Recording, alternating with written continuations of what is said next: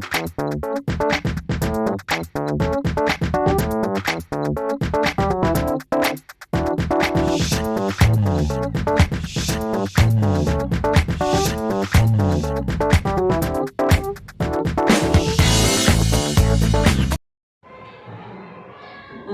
kasih. Assalamualaikum warahmatullahi wabarakatuh. Waalaikumsalam warahmatullahi wabarakatuh. Alhamdulillahilladzi an'amana bi ni'matil Islam wa ihsan. Wa nusalli wa nusallimu ala khairil anam sayyidina Muhammad wa ala alihi wa sahbihi ajma'in. Amma ba'd.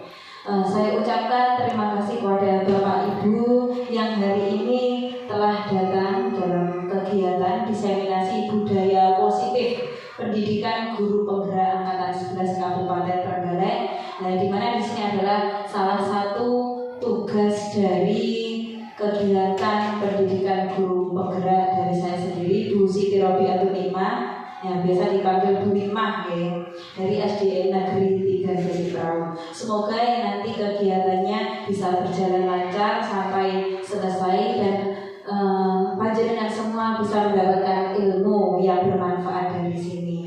Nah, di sini saya juga belajar. Nah, jadi kita semua sama-sama belajar. Saya harap nanti banyak pengetahuan baru yang bisa panjenengan ambil di sini. Nah, selanjutnya mari bernyanyi terlebih dahulu, ya. Nah, pernah dengar profil pelajar Pancasila? Jadi sekarang kan kalau di dalam pendidikan, tujuan pendidikan anak itu agar mereka mempunyai profil pelajar Pancasila. Jadi ada 6 aspek, ya. Yang pertama beriman dan bertakwa pada Tuhan Yang Esa dan berakhlak mulia. Yang kedua berkebinekaan global. Ketiga gotong royong. Keempat mandiri. Kelima kreatif. Dan yang keenam bernalar kritis. Biasanya kalau menghafalkan hanya dibaca, dihafalkan itu kan susah. Kalau dibuat lagu nanti semakin mudah. Ini lagunya menggunakan lagu becak-becak. Nah, jadi seperti ini. Pelajar Pancasila beriman dan bertakwa pada Tuhan Yang Esa dan berakhlak mulia, berkebinekaan global, gotong royong mandiri, kreatif dan bernalar kritis. Coba berdiri semua Bapak Ibu, oke? Ayo kita sambil bertepuk tangan saja. Oke, suaranya dikeluarkan.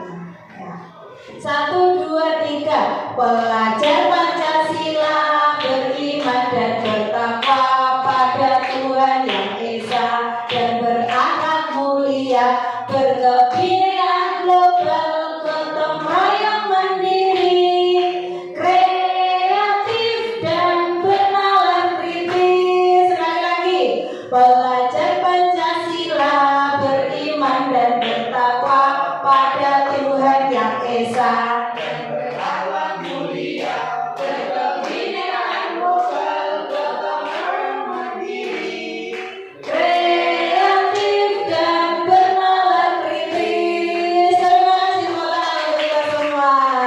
Nah, dan selanjutnya untuk mengecek konsentrasi, coba lakukan apa yang saya perintah, gitu. Tepuk 1, tepuk 2, tepuk 3, 1. Nah, belum konsentrasi itu. Ulangi lagi sekali lagi saja. Tepuk 2, tepuk 3, tepuk 4, tepuk 1. Itu belum konsentrasi. Tepuk 1 ya. Saya ya, luar biasa, terima kasih. Dan selanjutnya, jadi hari ini yang akan saya bahas yaitu yang pertama tentang dasar pemikiran Ki Hajar Dewantara. Dan kita semua tahu bahwa Ki Hajar Dewantara ini disebut sebagai Bapak Pendidikan Nasional. Tapi mungkin kita belum terlalu paham tentang dasar pemikiran beliau. Dan yang kedua yaitu tentang budaya positif ini yang akan diimplementasikan di sekolah-sekolah untuk membudayakan bagaimana anak itu bisa berjiwa seperti profil pelajar Pancasila tadi. Nah, jadi dasar pemikiran Ki Hajar Dewantara tentang pendidikan. Pendidikan adalah menuntun. Nah, maksud dari pendidikan itu adalah menuntun segala kekuatan kodrat yang ada pada anak-anak. Jadi anak-anak itu memiliki dua kodrat, yang satu kodrat alam, yang satunya kodrat zaman.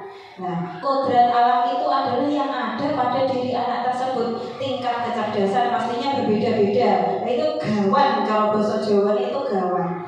Jadi tingkat kepintaran seseorang, terus kondisinya secara ekonomi sosial di rumah itu kan gawan di sekolah. Yang mana di situ guru tidak bisa ikut campur dalam hal itu. Nah, tetapi bagaimana guru itu bisa menuntut dari kodrat alam gawane memang dari anak-anak untuk mencapai cita-cita anak tersebut. Setiap anak punya cita-citanya masing-masing. Jadi kalau sekarang pendidikan itu bukan teacher center. Teacher center itu berarti kan berpusat pada guru. Kalau sekarang kan dibalik apa? Student center.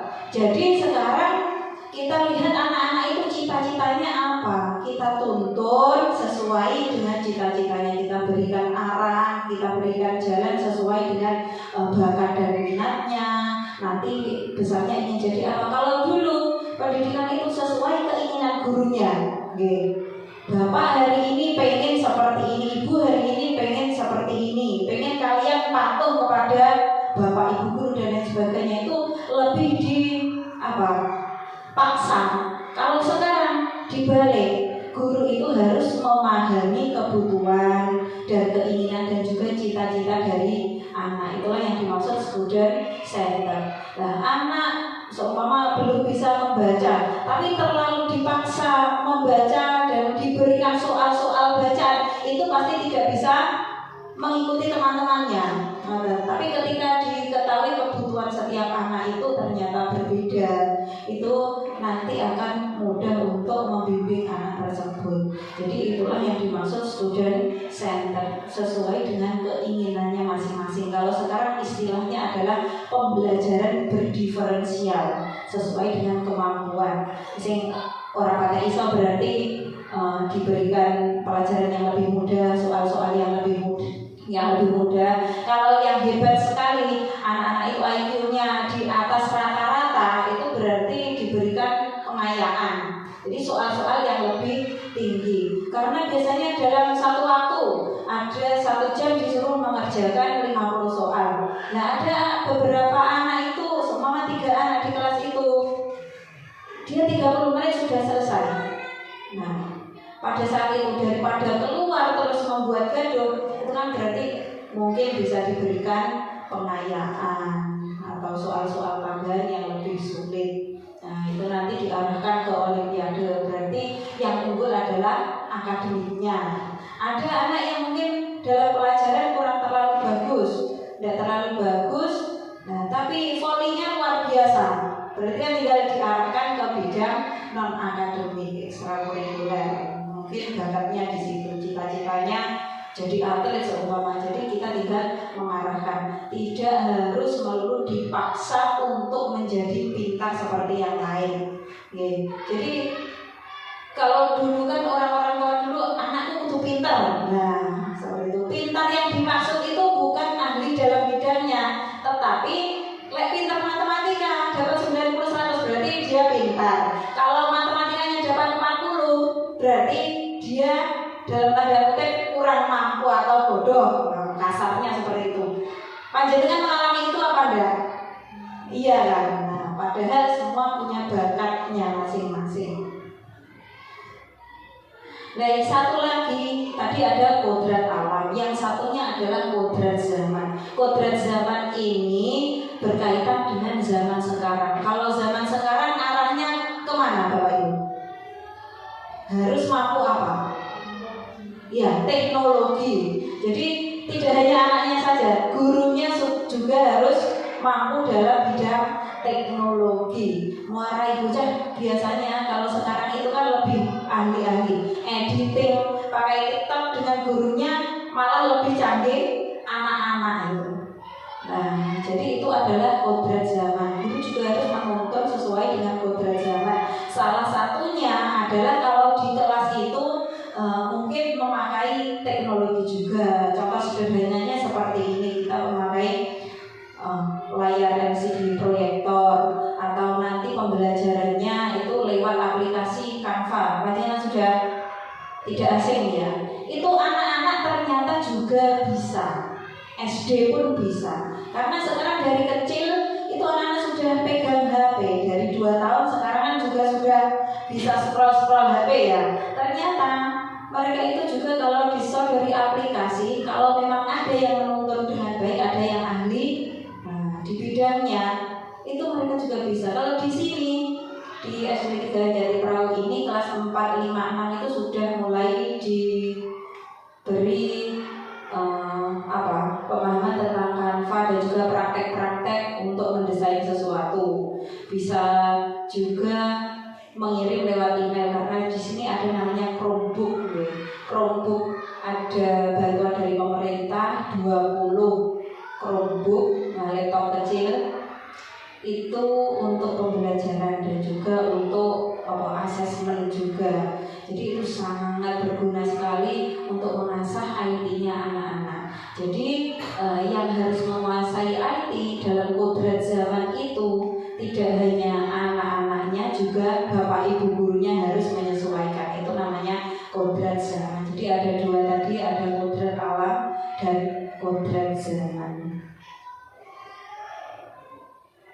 Ya, ini mungkin panjenengan tidak asing lagi. Ini juga filosofi dari Ki Hajar Dewantara tentang among atau menuntun ing ngarsa sung tulodo ing madya mangun karsa dan tutwuri handayani.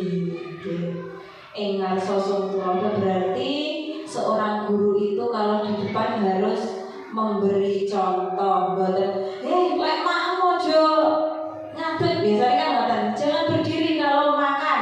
Ternyata gurunya nyomil kali jalan. Itu sering sekali terjadi. Itu ya termasuk belum bisa menjalankan yang pertama ini, ingarso sumulodo. Sekarang menjadi uswatul hasanah atau contoh yang baik itu memang sangat berat sekali. Ya, sangat berat sekali. Seumpama anak-anak harus basa krama dengan bapak ibu guru. Kadang-kadang bapak ibu gurunya di rumah juga tidak menjalankan itu. Nah, itu susahnya menjadi ing ngarsa sumulodo, ing madya mangun karsa. Jadi seorang pendidik atau guru itu juga harus berkolaborasi dengan anak-anak bareng-bareng, ya, saling menguntungkan ya, jadi harus berkolaborasi, harus kerjasama juga di dalam kelas, agar anak-anak itu juga semangat belajarnya, tidak hanya menjadi yang di atas, jadi yang di tengah bersama-sama anak-anak. Yang terakhir yaitu tutwuri handayani. Tutwuri handayani berarti di belakang memberikan dorongan atau motivasi. Ayo kamu pasti bisa.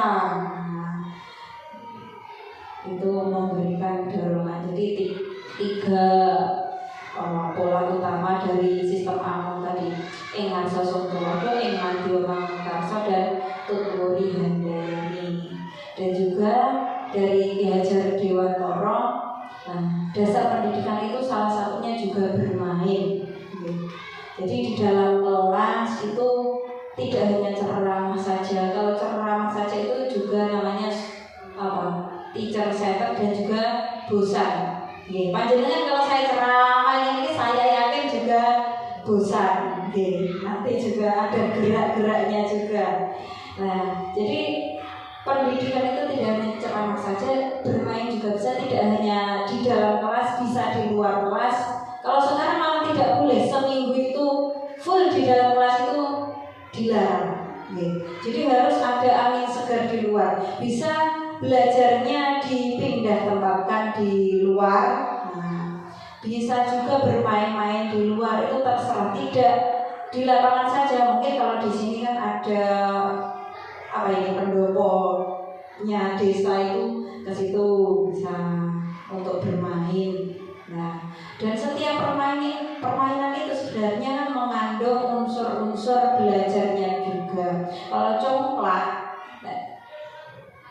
apa bahasanya? Dakon. Kalau di sini dakon, nah, bahasa Indonesianya congklak itu kan sama dengan strategi, hubungannya dengan menghitung juga. Ada lagi gobak sodor. Nah, ini juga ada strateginya, ini juga mengolah perasaannya juga ada.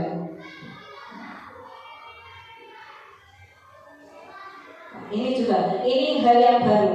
Dasar pendidikan Ki Hajar Dewantara tentang petani.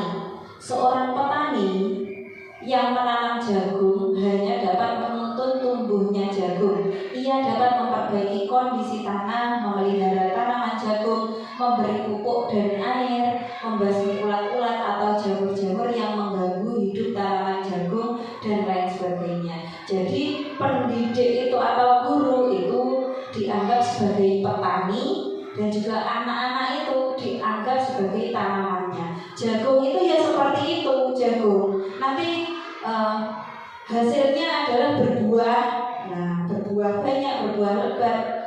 Petaninya punya kewajiban untuk memperbaiki kondisi tanah, menyingkirkan hama-hama, memberikan obat, nah seperti itu. Jadi fokus ke tanaman jagungnya. Kalau yang ditanam padi, ya berarti fokus dengan tanaman padinya. Yang dibutuhkan padi itu apa? Kan beda, yang dibutuhkan jagung dan padi juga beda. Yang dibutuhkan bunga juga tidak sama, pupuk-pupuknya juga tidak sama. Itu filosofinya seperti itu dari Ki Hajar Dewantara.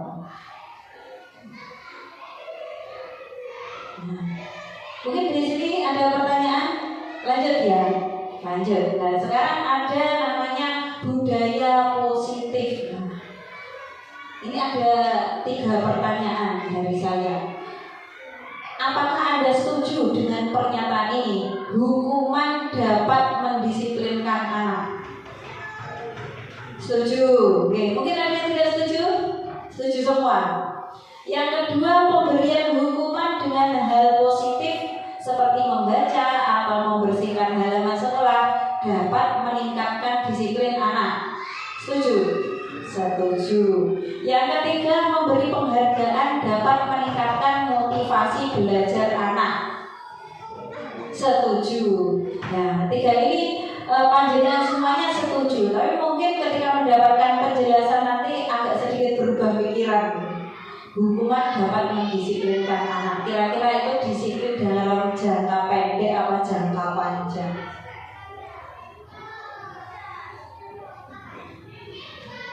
Ini tentang disiplin positif. Ada namanya teori kontrol, ada namanya stimulus respon. Nah, stimulus respon itu ada seperti sebab akibat. Kalau teori kontrol itu berasal dari diri sendiri. Diri sendiri, apakah kita ingin disiplin itu karena takut dimarahi guru? Apakah karena kita itu percaya bahwa ketika kita disiplin itu akan menjadi sesuatu hal yang baik untuk kita? Panjenengan bagaimana? Yang baik yang mana? Takut karena guru, apa kita paham karena kalau disiplin itu memang wajib untuk dilaksanakan? Seperti nah, wajib untuk dilaksanakan berasal dari diri kita sendiri. Itu namanya teori kontrol. Kalau nanti saya disiplin, nanti akan dapat hadiah dari guru atau digunggong guru nih. Pasti guru saya senang sekali. Itu kan karena orang lain. Itu namanya stimulus respon. Kalau teori kontrol berasal dari diri manusia itu sendiri. Nah, ini teori motivasi perilaku manusia. Tadi kalau stimulus respon itu hubungannya dengan faktor eksternal. Kalau berasal dari diri kita sendiri itu namanya motivasi internal. Jadi yang dimaksud dari disiplin positif ini, kita melakukan hal yang baik atau anak-anak itu melakukan hal yang baik karena sudah memahami itu dari mereka sendiri. Jadi mereka paham bahwa tanggung jawab itu baik untuk dilaksanakan. mereka paham bahwa membuang sampah pada tempatnya itu akan membuat kelas kita bersih, sekolah kita nyaman. Nah, itu berasal dari diri sendiri, motivasi internal. Nah, kalau motivasi eksternal berarti saya takut dimarahi. Kalau telat berarti saya takut dihukum oleh bapak ibu guru. Itu namanya motivasi eksternal. Jadi ini kalau dalam dunia pendidikan yang lebih mendalam itu hubungannya dengan jangka panjang, disiplin positifnya itu adalah motivasi internalnya. Kalau ini untuk menghargai diri sendiri, saya akan menjadi orang yang seperti apa bila saya melakukannya. Kalau saya mencuri, apakah itu baik? Nah, itu untuk dirinya sendiri, itu namanya motivasi internal. Jadi yang akan diaplikasikan dalam dunia pendidikan sekarang itu adalah tujuan dari disiplin positif ini lewat motivasi internal siswa. Jadi itu lebih mengena dan jangka panjang. Nah, ini ada 3 jenis, ada hukuman, ada konsekuensi, dan juga ada restitusi. Nah, saya minta tolong Mbak Ibu untuk membaca tentang kasus Ibu Anas ini. Ivan kurang menguasai pelajaran matematika, sehingga pada saat pelajaran tersebut berlangsung, dia lebih banyak berdiam diri atau menggambar di buku pelajarannya. Pada saat guru matematikanya, Pak Seno menanyakan pertanyaan, Ivan menjadi gugup dan tak sengaja menjatuhkan tasnya dari kursi, serta tiba-tiba menjadi gagap pada saat berupaya menjawab. Seluruh kelas pun tertawa melihat perilaku Ivan yang bicara tergagap dan terkejut tersebut. Pak Seno pada saat itu membiarkan teman-teman Iva menertawakan Iva yang tergagap dan malu luar biasa, dan malahan minta Iva untuk maju ke depan dan berdiri di depan kelas sambil menunjuk hidungnya karena tidak bisa menjawab pertanyaan Pak Seno. Kelas makin gaduh dan anak-anak pun tertawa melihat Iva di depan kelas memegang ujung hidungnya. Ya, terima kasih. Ini yang pertama, apakah Anda setuju dengan tindakan Pak Seno terhadap Iva? Tidak setuju. Kenapa? Karena kalau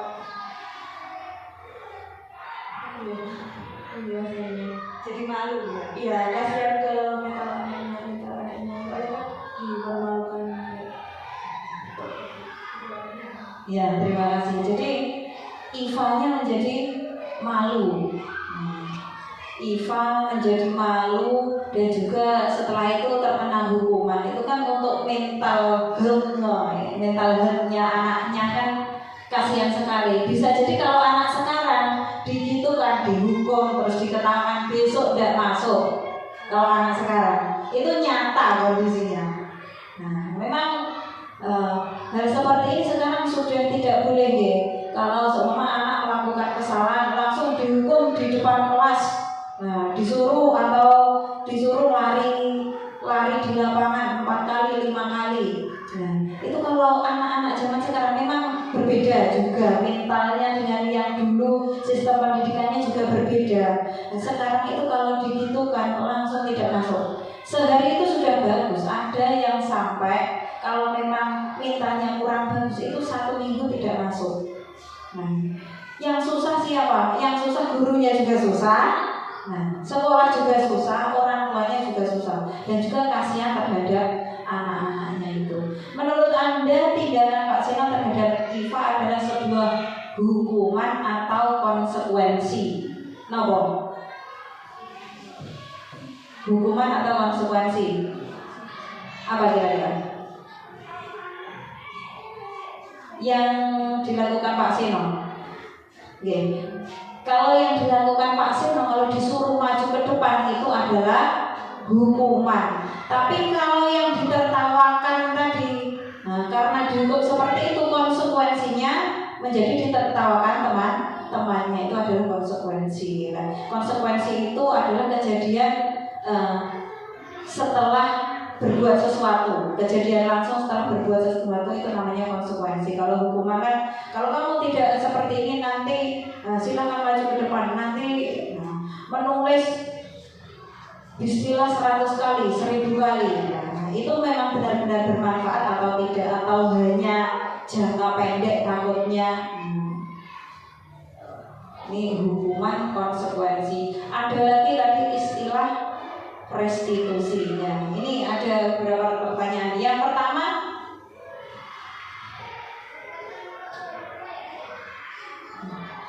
mencatat 100 kali di dalam buku kalimat saya tidak akan terlambat lagi karena terlambat sekolah.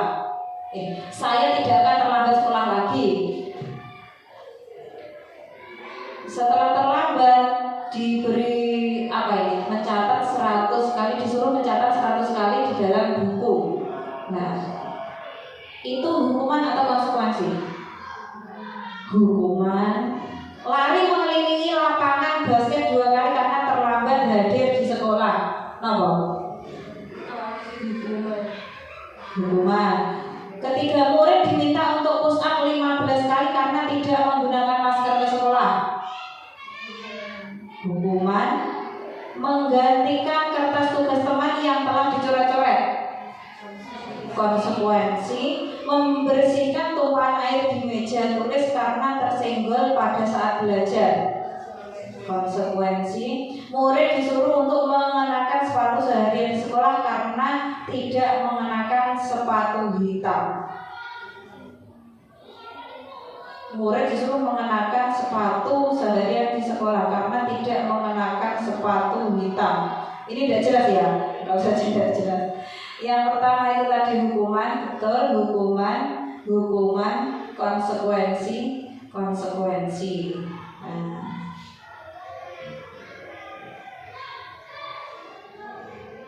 Nah, ini perbedaan hukuman dan konsekuensi.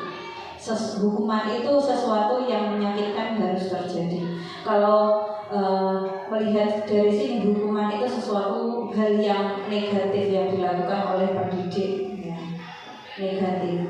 Kalau konsekuensi sesuatu yang harus terjadi. Kalau mencoret-coret berarti bagaimana harus membersihkannya.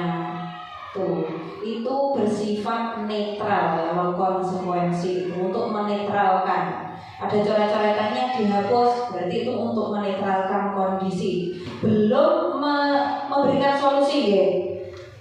Konsekuensi itu belum menghasilkan solusi. Kalau hukuman itu menyakitkan. Anak membenci kedisiplinan.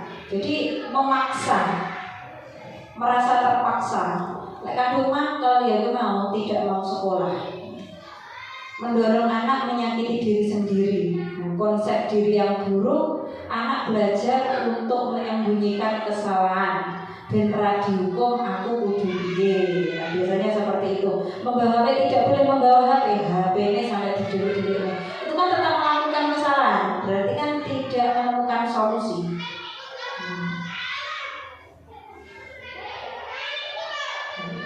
Ada istilah baru kalau di sini, restitusi. Restitusi itu untuk menguatkan anak agar masalahnya terpecahkan.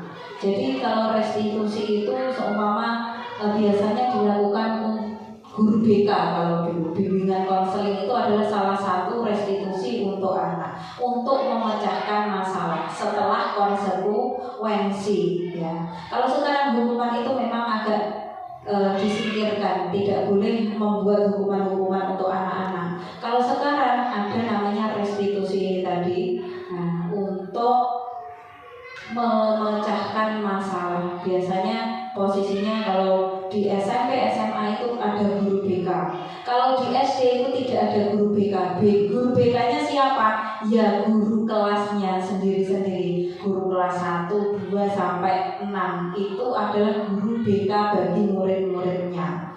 Nah, restitusi itu bagaimana? Apakah panjenengan pernah dipanggil ke ruang BK? Ada yang pernah? Betul loh. Nah, seumpama ada yang pernah dipanggil ke ruang BK, saya bilang sudah, tidak apa-apa semuanya, semua orang itu pernah memiliki masa lalu yang buruk, atau semua orang pernah melakukan kesalahan. Itu adalah salah satu kata-kata dalam restitusi. Berarti itu namanya orang itu semuanya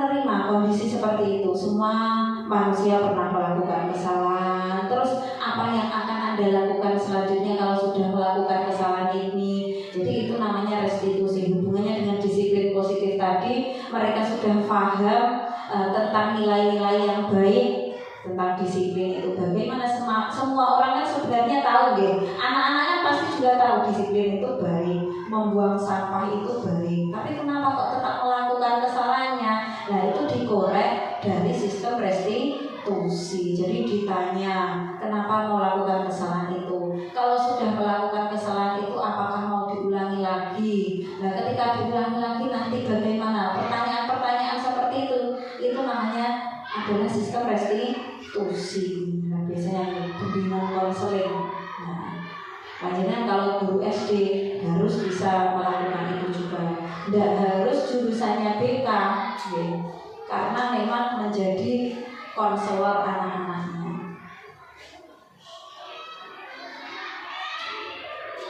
Nah, pengaruh jangka pendek dan jangka panjang hubungannya dengan penghargaan.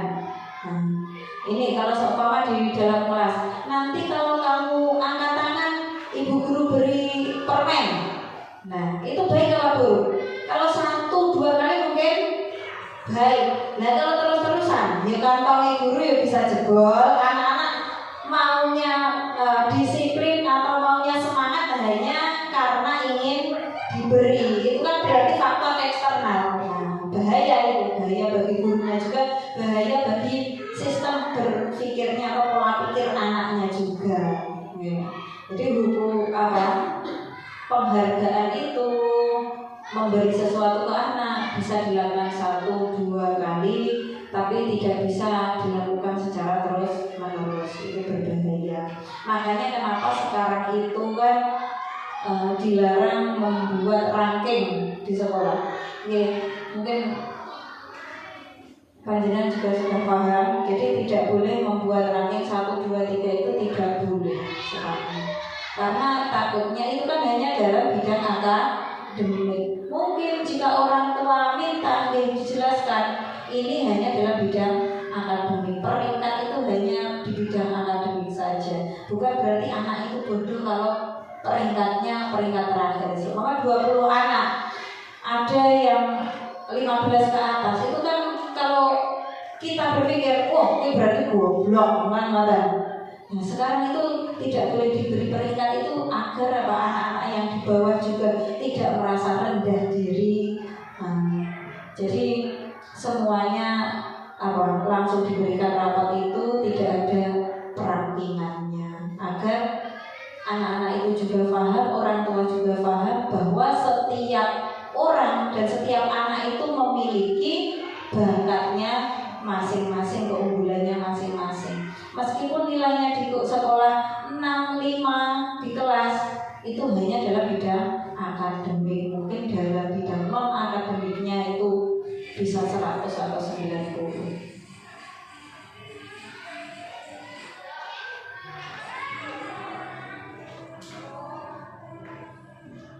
Ya, saya lanjutkan dulu. Nah, ini yang akan kita praktekkan. Anggap saja saya gurunya, panjenengan semua Bapak Ibu itu muridnya. Ini tentang pembentukan keyakinan kelas. Kalau dulu kita paham tentang peraturan kelas, kalau sekarang diubah menjadi keyakinan kelas. Masih pertama kali ini dengan keyakinan kelas. Apa pernah sebelumnya? Belum. Jadi ada peraturan kelas, ada keyakinan kelas. Kalau peraturan itu biasanya bersifat memaksa, kudu dilakoni lek ra ngono didenda.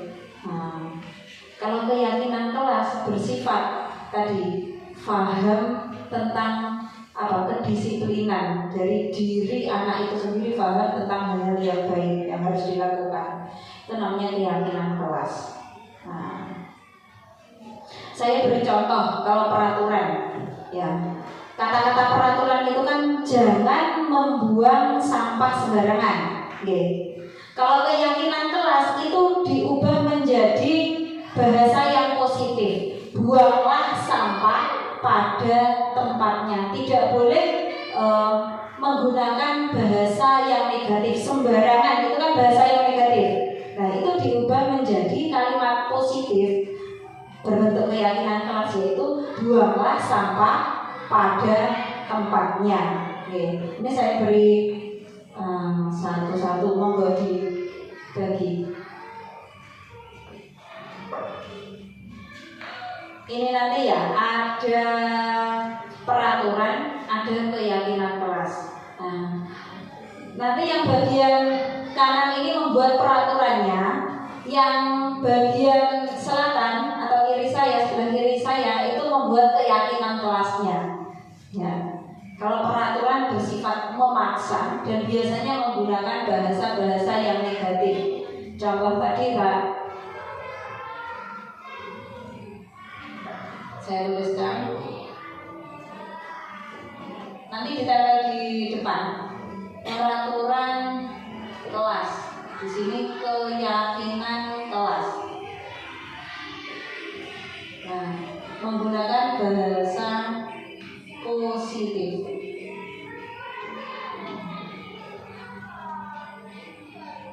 Contohnya, kalau peraturan, jangan membuang sampah sembarangan. Nah, kata-kata sembarang dan jangan itu adalah kata-kata negatif. Jadi ini diubah menjadi kata-kata yang lebih positif. Nah, luwih halus sebenarnya. Nah, jadi di sini buanglah sampah pada tempatnya.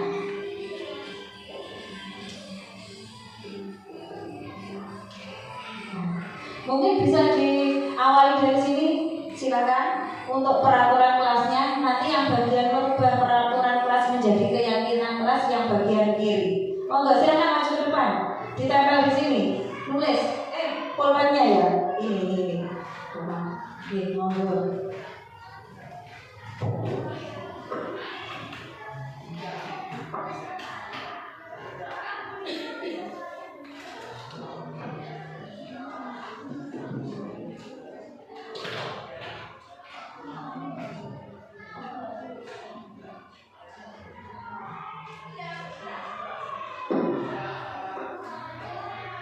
Peraturan biasanya bersifat memaksa dan bahasanya lugas sekali. Biasanya diawali dengan dilarang, jangan. Nah itu, monggo silakan dilanjutkan.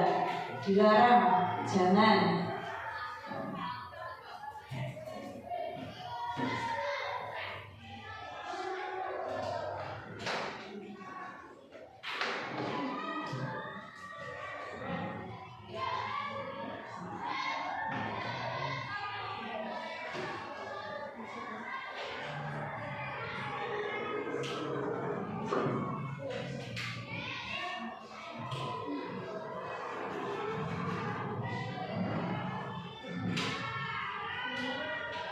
Jangan. Yang peraturan sini, tempel di sini.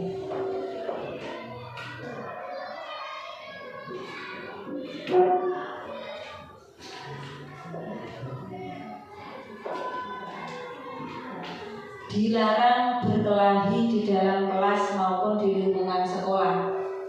Silakan. Itu bahasa positif atau kalimat positifnya seperti apa? Monggo. Tulis di sini, monggo, Bapak. Iya. Nah, kalau bahasa peraturannya dilarang berkelahi di dalam kelas maupun di lingkungan sekolah, itu kalimat positifnya atau bahasa positifnya bagaimana? Di sini kan berkelahi, ini kan negatif. Dilarang ini kan juga negatif. Berkelahi, kalau berkelahi itu hubungannya dengan apa? Pertemanan atau hubungan ya, atau mungkin bisa jadilah hubungan baik dengan, nah itu contohnya, dibuat kalimat positif. Yang kedua, silakan Mbak, biar nanti langsung dibuat kalimat positifnya. Yang kedua, Jangan mencoret dinding dan meja.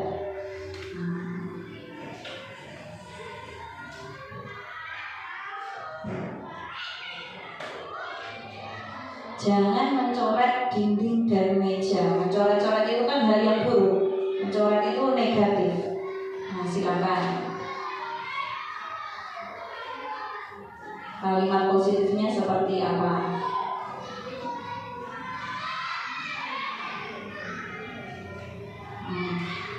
Apa jagalan kebersihan kelas atau jagalan apa itu bisa.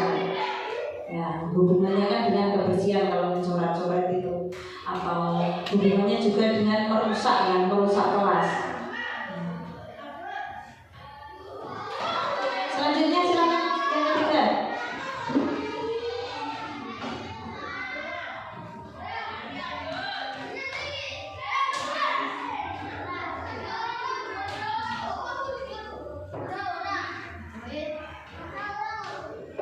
Yang ketiga, jangan ramai saat jam pelajaran di kelas.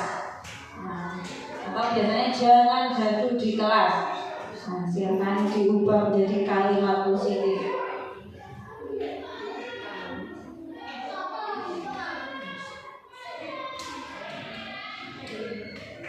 Selanjutnya, coba langsung tempel.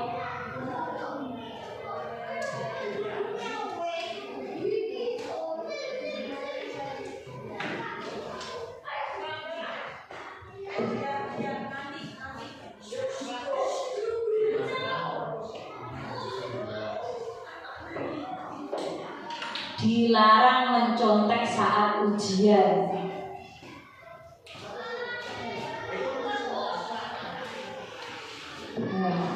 Dilarang mencontek saat ujian. Mencontek itu hal yang negatif. Berarti ketika ujian harus bagaimana? Itu dicari bahasa positifnya. Ini terakhir.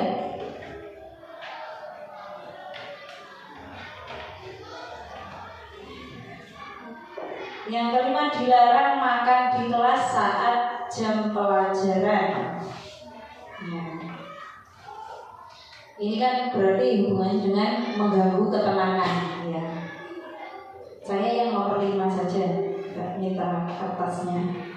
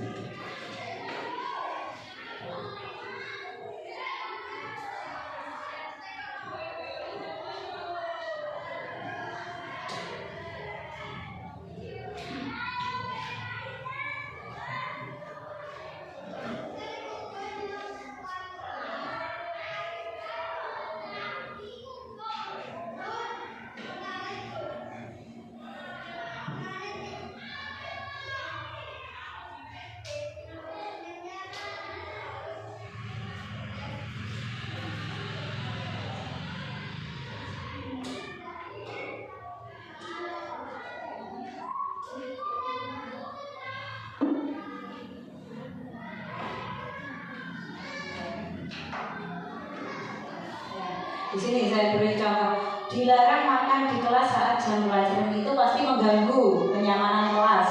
Jadi jagalah kenyamanan dan kesopanan juga di dalam kelas. Berarti kalau makan sendiri yang lainnya tidak, kan ya tidak sopan namanya. Atau gurunya tidak makan, dia makan sendiri, itu kan tidak sopan, juga tidak membuat nyaman teman-temannya. Jadi jagalah kenyamanan dan kesopanan di dalam kelas. Ini masuk di sini. Silakan yang sudah. Nah, kalimat positifnya.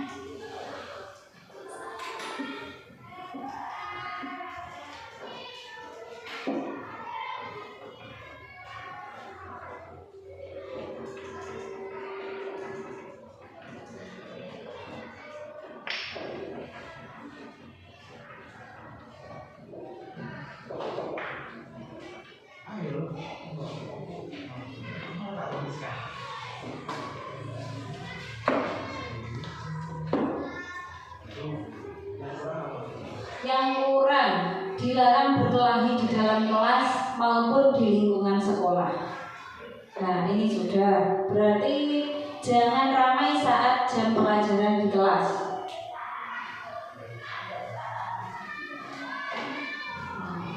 Atau mungkin menjaga ketenangan atau bagaimana? Ya, kurang satu.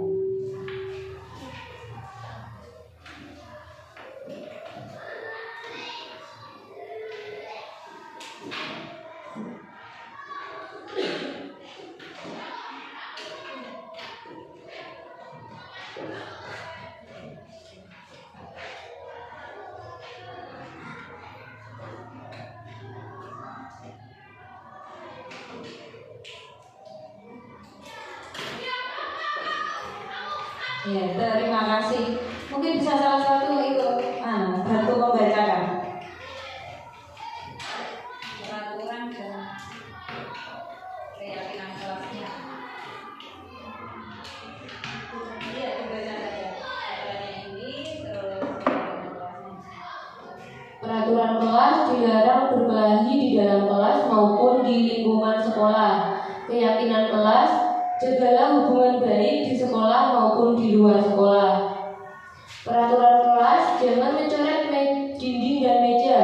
Keyakinan kelas, jagalah kebersihan kelas. Jangan ramai saat jam pelajaran di kelas. Keyakinan kelas menjadi jagalah kebersihan kelas.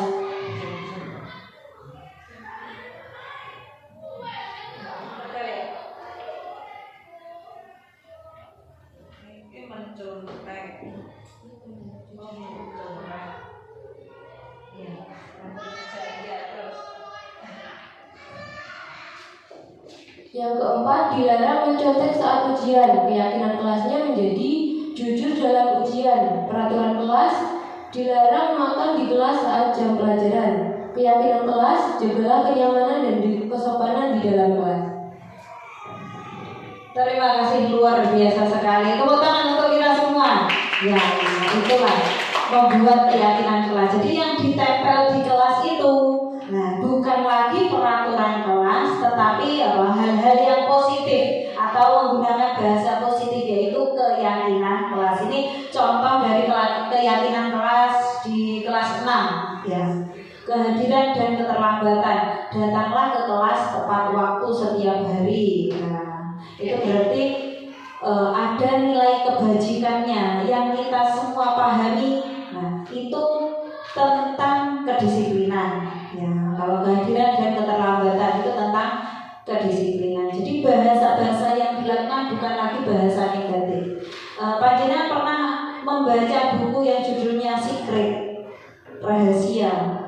Itu semua apa? Untuk menimbulkan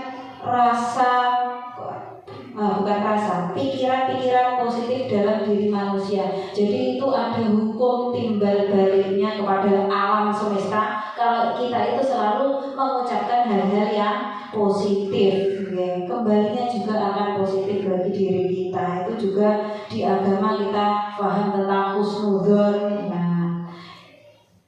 Itu ada di buku Secret, kalau panjenengan pengen melihat. Itu juga sesuai dengan hal seperti ini. Jadi bukan lagi peraturan yang bersifat kata-katanya negatif, tetapi kita memunculkan hal-hal yang positif semuanya. Nah, itu ada nilai kebajikannya. Nilai kebajikan itu tentang kedisiplinan, kesopanan, tentang keamanan, taat. Kalau buanglah sampah pada tempatnya, itu nilai kebajikannya adalah tentang kebersihan. Kalau jagalah hubungan baik dengan teman, mungkin tentang toleransi, tentang keamanan sekolah juga. Ini maksudnya adalah nilai kebajikan. Jagalah kebersihan kelas. Apa? Kebersihan juga, kebersihan bisa kenyamanan juga. Jagalah ketertiban kelas, tertib. Ini namanya nilai-nilai kebajikan yang pasti orang paham kalau hal-hal ini itu adalah hal yang baik untuk dilakukan. Lanjut, keyakinan jujur dalam ujian. Ya jujur bisa, tertib juga bisa. Jagalah kenyamanan dan kesopanan di dalam kelas. Ini bisa juga, tertib juga bisa. Ketertiban. Nah, ini sekarang. Jadi itu yang mungkin nanti ketika di dalam kelas bisa diimplementasikan, bisa diaplikasikan. Jadi sekarang yang ditempel bukan lagi peraturan kelas, tetapi keyakinan kelas. Nah, terus kalau ada peraturan bagaimana? Sekolah itu kan juga pasti ada peraturan. Apakah peraturan sekolah itu juga harus diganti dengan keyakinan sekolah? Boten, peraturan tetap ada. Nah, untuk menjadi pondasi awalnya. Tapi ketika sudah masuk ke dalam kelas, silahkan diubah sesuai dengan kelasnya masing-masing dan dengan menggunakan bahasa-bahasa positif. Karena tidak mungkin kita ada teori seperti ini langsung kabeh kon ganti kabeh sekolah ndak duwe peraturan. Nah, itu juga tidak bisa. Jadi semuanya dimulai dari hal-hal yang paling kecil. Nah, ini yang pertama tadi ada polanya, peraturan kelas, membentuk keyakinan kelas. Ketika anak-anak sudah memiliki keyakinan kelasnya masing-masing, nah, memiliki kesadaran diri untuk melakukan hal yang positif, itu sekolah bertujuan untuk membuat lingkungan positif di sekitar anak tersebut. Yang pertama adalah lingkungan pertemanan, terus di dalam kelas, di lingkungan sekolah, nah, bisa di lingkungan masyarakat juga, menularkan hal-hal positif kepada keluarganya, saudara-saudaranya dan lain sebagainya. Dan itu semua kalau dilakukan secara berulang-ulang dalam jangka panjang, itu disebut budaya positif, karena sudah nempel. Hal-hal yang positif itu sudah nempel dalam keseharian anak-anak, itu menjadi budaya positif. Nah, inilah yang menjadi PR sekarang bagi Bapak Ibu guru masa kini dan juga bagi pemerintah Indonesia. Dan ini tidak bisa hanya 1-2 orang yang melaksanakan, tetapi semuanya juga harus menjalankan.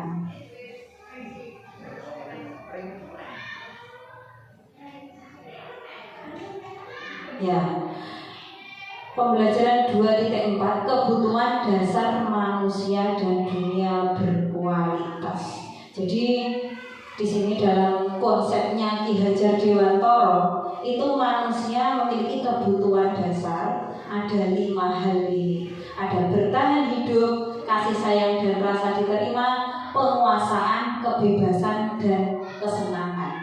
Kalau dalam istilah ekonomi, itu kan kebutuhan dasar itu adalah kebutuhan pokok.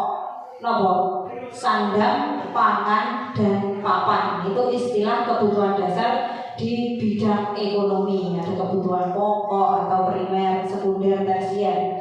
Nah, kalau dalam bidang pendidikan, kebutuhan dasar manusianya, dari Ki Hajar Dewantara ada 5 ini. Yang pertama adalah bertahan hidup.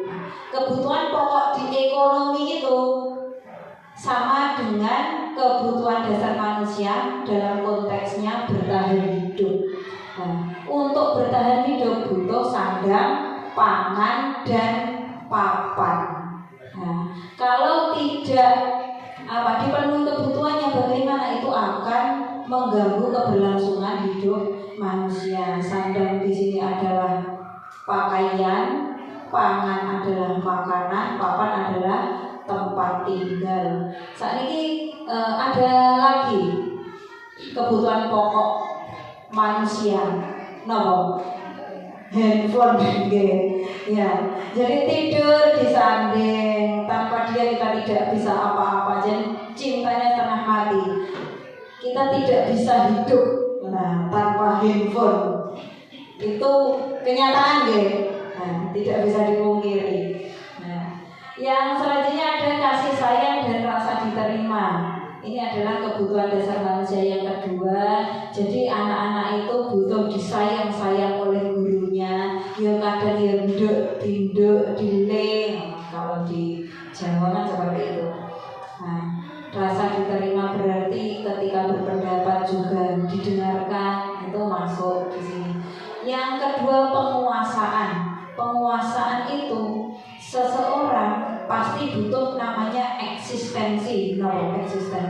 Keberadaannya itu bisa dilihat. Wah, aku iso matematika. Nah, uang kabeh roh aku iso matematika, itu hubungannya dengan penguasaan dan juga eksistensi.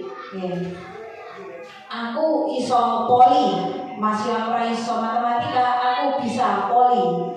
Nah, itu juga termasuk kebutuhan yang kedua ini, penguasaan. Bahwa manusia itu juga butuh eksistensi terhadap apa yang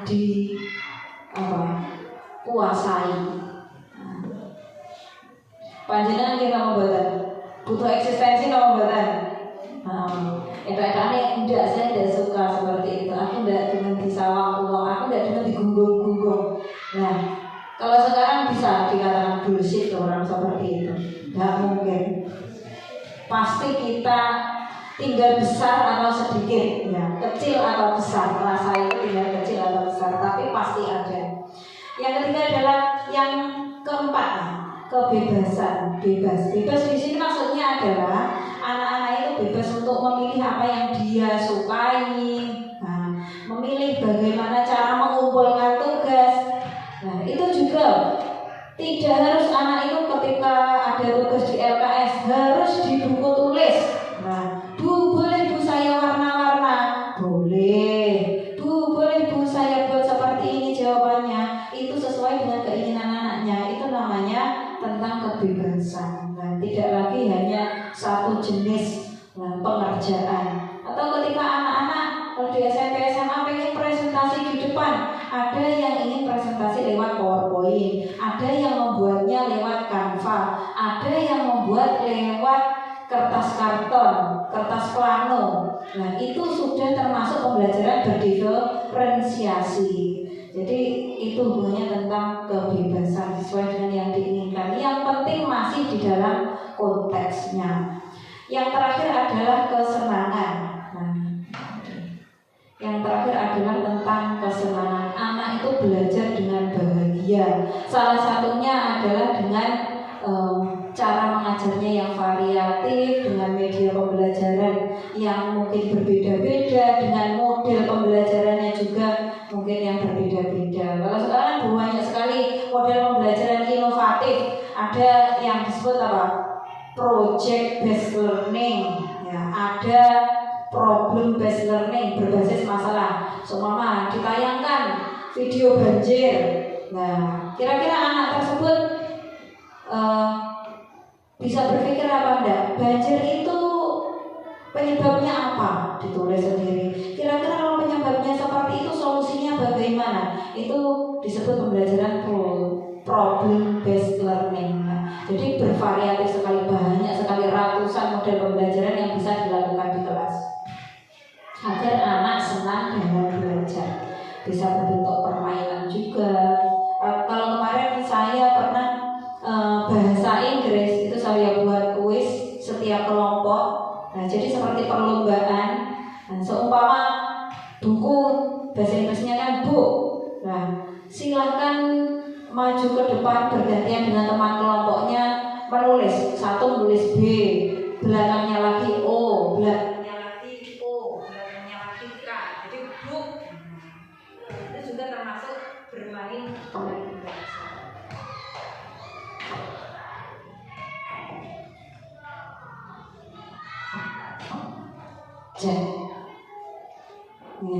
Itu jadi sekarang anak-anak itu merasa senang dalam belajar.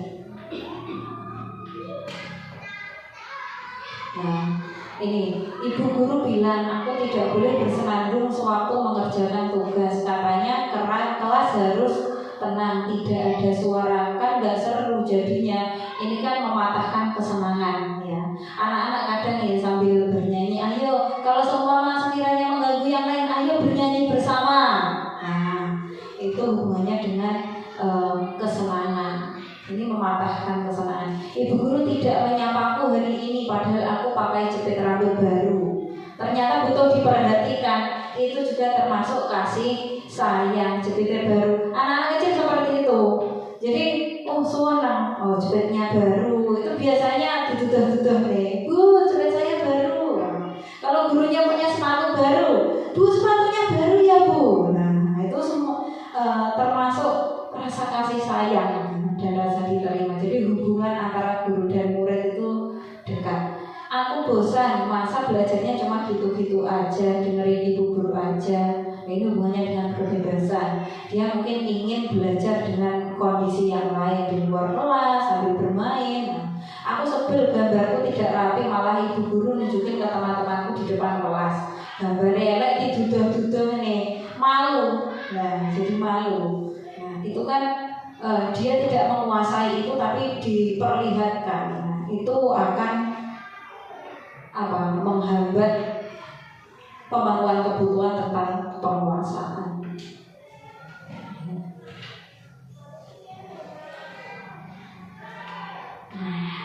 Nah, semua itu ini yang terakhir ada 5 posisi kontrol guru. Yang pertama sebagai penghukum, ini bagian negatif ya. Jadi yang di sini bagian negatif, yang di sini bagian positif. Penghukum itu paling buruk. Yang kedua, pembuat orang merasa bersalah. Nah, ibu kecewa kamu hari ini, tidak belajar dengan sungguh-sungguh, ibu kecewa sekali. Nah, itu namanya pembuat orang merasa bersalah, pembuat merasa bersalah. Kalau penghukum langsung tidak mengerjakan tugas, suruh ke depan, nah kakinya diangkat, itu penghukum, biasanya gurunya marah-marah. Yang bagian positif, guru sebagai teman, guru sebagai pemantau atau manajer, dan guru sebagai pemantau atau pengawas. Yang terakhir, yang paling bagus adalah guru sebagai manajer. Nah, ini bagus sekali, bisa mengelola kelas dengan baik, bisa mengelola masalah anak dengan baik, anak paham terhadap masalahnya dan ingin menjadi lebih baik. Ini hubungannya dengan guru sebagai seorang manajer. Nah, kalau guru sebagai teman biasanya sering bercengkerama, jagungan bareng, melakukan sesuatu bersama-sama dengan muridnya, menganggap murid itu stratanya sama dengan guru. Itu menjadi seorang teman, ini masih positif. Yang positif ini 3 ini. Tapi yang paling baik adalah guru sebagai manajer, bisa menempatkan diri, bisa mengelola kelas, mengelola anak dengan baik. Nah, selanjutnya ini segitiga restitusi. Ini tadi untuk memberikan solusi pada anak yang bermasalah. Ya. Yang pertama yang dilakukan adalah menstabilkan identitas. Seumpama ada anak yang mencuri uang milik temannya, itu menstabilkan identitas dengan bagaimana?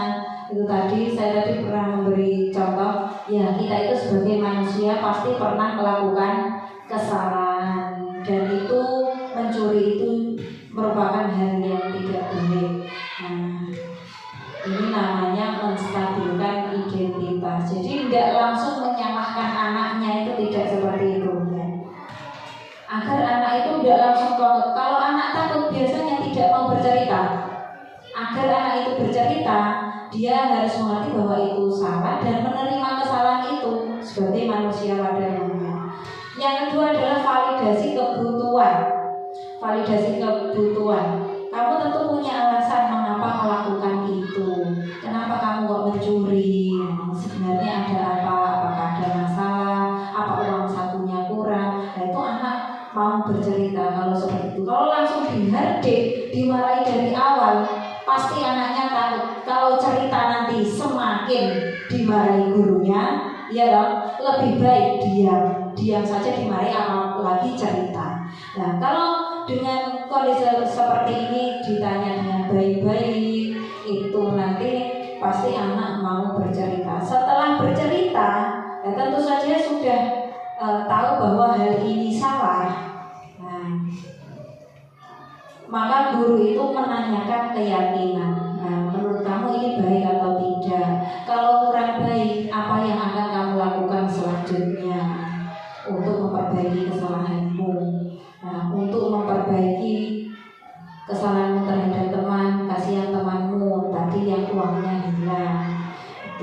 Jadi segitiga restitusi tentang ini, dan polanya yang pertama menstabilkan identitas, yang kedua memvalidasi kebutuhan, dan juga menanyakan keyakinan.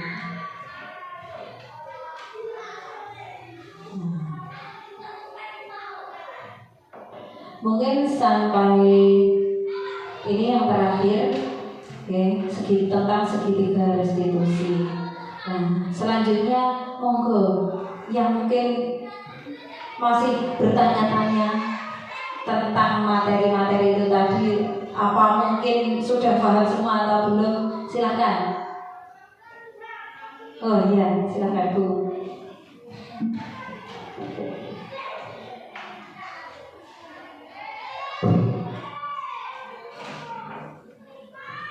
Izin bertanya ya Bu, menurut Ibu sendiri apakah restitusi itu bisa untuk menyelesaikan semua masalah anak di sekolah? Ya, terima kasih. Kalau hari ini mengenal tentang restitusi untuk menyelesaikan masalah anak. Jadi itu adalah salah satu teori yang bisa diaplikasikan. Nah, teori untuk menyelesaikan masalah anak itu banyak sekali, ya. Jadi tidak hanya restitusi seperti ini. Kemarin ada kasus itu anak luar biasa di SLB. Apakah bisa dengan cara restitusi ini menurut jenengan? Ketika ditanya seperti itu, wong dia mau menjawab itu sudah luar biasa meskipun jawabannya ngalor gitu, tidak jelas. Jadi kalau dalam kondisi anak pada umumnya normal biasa itu masih bisa dilakukan restitusi. Tapi dilihat juga tingkat kenakalannya. Ada anak yang suruh ke ruangan saja kadang tidak mau kalau melakukan kesalahan itu, mungkin menggunakan cara yang lain, kita yang mendatanginya atau kita langsung ke rumahnya. Atau sebelum melakukan langkah restitusi itu harus lapor kepada Bapak Kepala Sekolah. Kira-kira tanya kepada rekan sejawat, kira-kira bagaimana solusi yang baik sebelum melakukan langkah selanjutnya itu. Dan kalau di SLB itu anaknya luar biasa, juga tidak dapat menggunakan restitusi ini sebagai untuk mencari solusi dari masalah-masalah. Karena di SLB seumpama anak memecahkan kaca, itu kan harus pegawaian yang berbina seperti itu, melakukan hal-hal yang seperti itu. Jadi ada pendekatannya tersendiri. Jadi restitusi itu untuk anak yang memang pada umumnya tidak berkebutuhan khusus. Itu. Terima kasih. Mungkin ada pertanyaan nanti, silakan. Iya.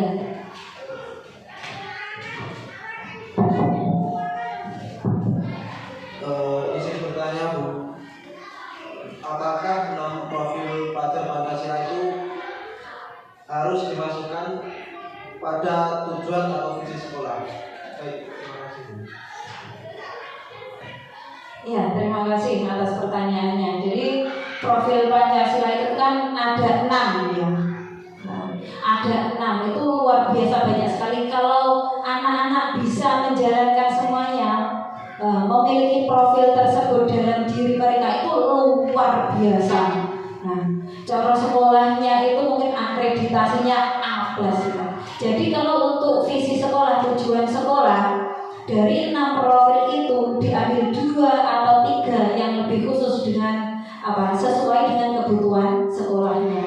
Jadi dari pemerintah tidak disarankan mengambil 6-6-nya, terlalu panjang dan juga itu terlalu luas juga, pasti untuk mengaplikasikannya juga sangat susah. Visi sekolah itu kan tujuan dari sekolah itu. Jadi dari 6 profil tersebut diambil 2 atau 3 itu sudah bagus untuk dijalankan.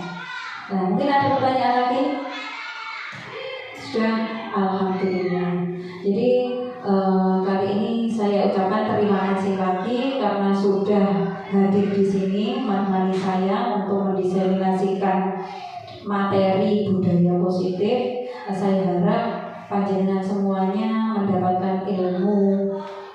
barokah hari ini, semoga mendapatkan tambahan ilmu juga yang bisa dimanfaatkan. Nih, sebelum saya akhiri, mari kita baca hamdalah bersama-sama. Alhamdulillahirabbil alamin. Terima kasih dari saya akhiri. Wassalamualaikum warahmatullahi wabarakatuh. Wassalamualaikum warahmatullahi wabarakatuh. Gitu, tangan untuk kita semua.